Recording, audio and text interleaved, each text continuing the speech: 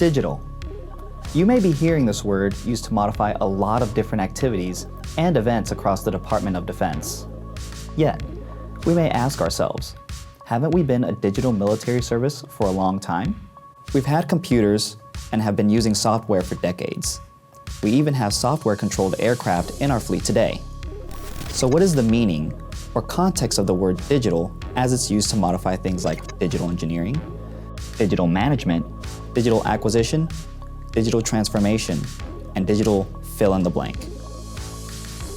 I will cover 3 major topics in this video. First, what is changing, and what do we mean by the word digital as it's used today? Second, I will talk about why the Air and Space Forces are making these changes, including some of the anticipated and actual benefits, as well as some real-life examples.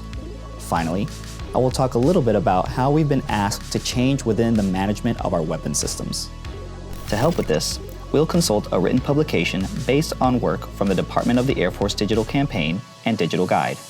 When we talk about digital, in reference to managing our weapon systems, we need to discuss 2 major paradigm shifts. The first is moving from digitized to truly digital, and the second is moving from segregated to truly integrated. Yes, we've been operating in a digitized computer environment. However, these systems are really born analog. So what does that mean? For example, take a look at the jet engine part that you see here. In the past, we used words to describe what the item needed to be. We used words to describe the functionality and capability of it. We used pictures like these 2-dimensional drawings. We tested with physical items in the real world. It's true that all of this information was captured in a digitized format, but that doesn't mean that we were actually operating in or making decisions using information from a truly digital environment.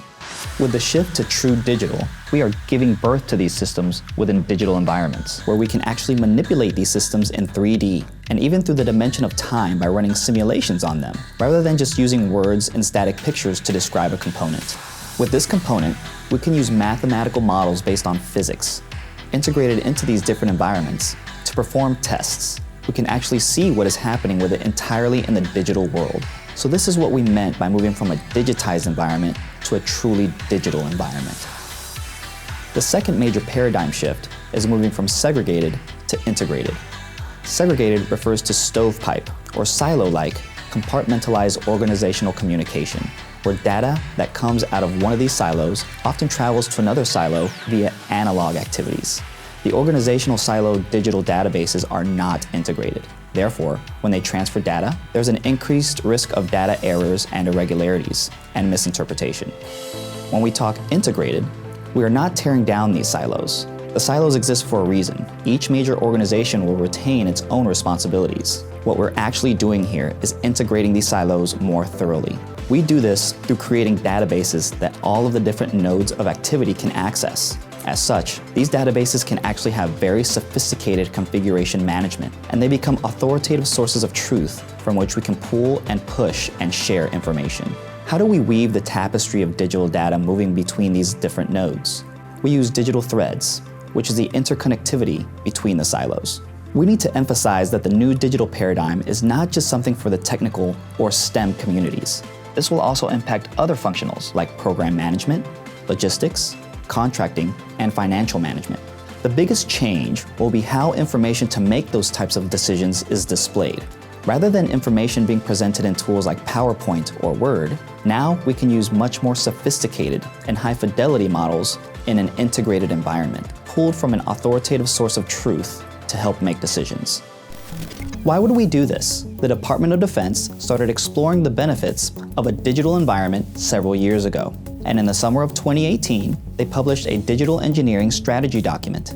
In this document, they talked a lot about the expected benefits that other organizations in industry had started to achieve by moving to this digital environment. Those benefits included talking about increased transparency of information, enhanced communication, increased understanding for greater flexibility in design, increased confidence that a capability will perform as expected, and increased efficiency in engineering and acquisition practices.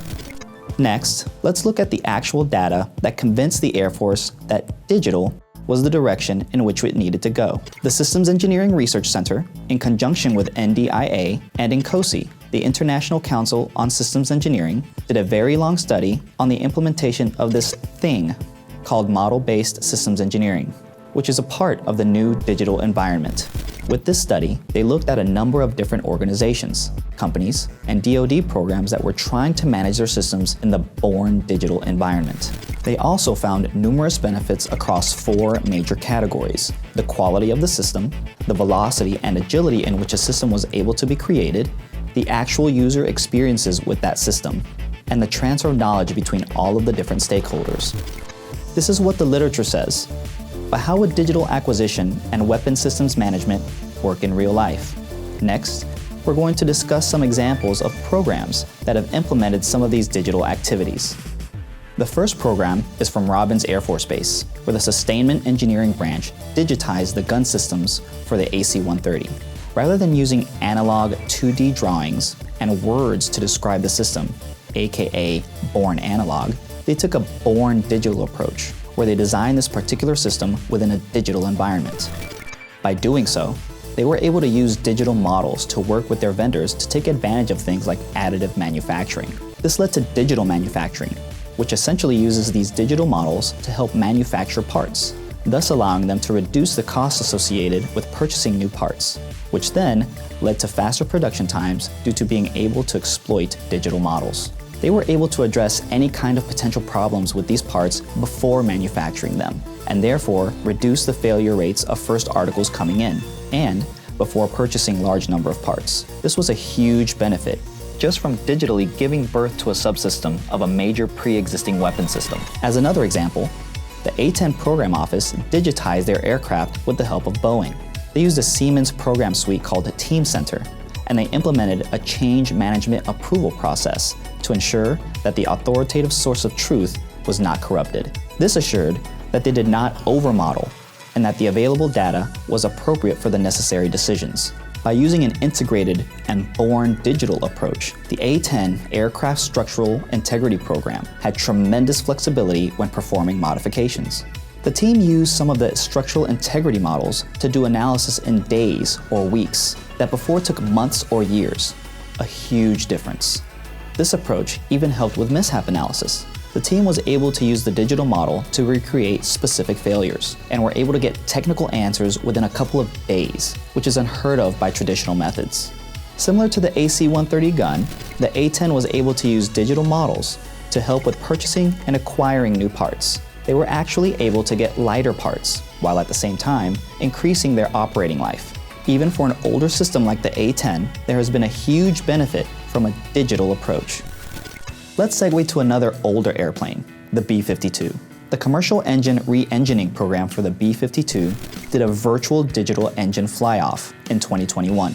This virtual fly-off did not have any vendors physically build and test engines. Rather, the B-52 program had digitally modeled its flight characteristics and structures, and was then able to use those models to put out to the vendors. So these engines were digitally born, and the B-52 program was actually able to test the characteristics of the aircraft with different engine configurations. This empowered the program office to discover some potential integration defects before physical parts were ever actually created. And using the system's modeling language, it became affordable. Legacy weapon systems aren't the only programs that benefit from digital. New Start programs, such as the Ground-Based Strategic Deterrent Ballistic Missile System and the T-7A Red Hawk trainer aircraft, are also exploiting digital and reaping benefits from it. Additionally, the U.S. Space Force is taking a digital approach to the next-gen overhead persistent infrared satellites. Details on these benefits can be found on the digital guide. These examples should not imply that there aren't challenges in implementing digital for weapon system management, but on a program-by-program basis, we are seeing benefits. The next question is, how do we get there?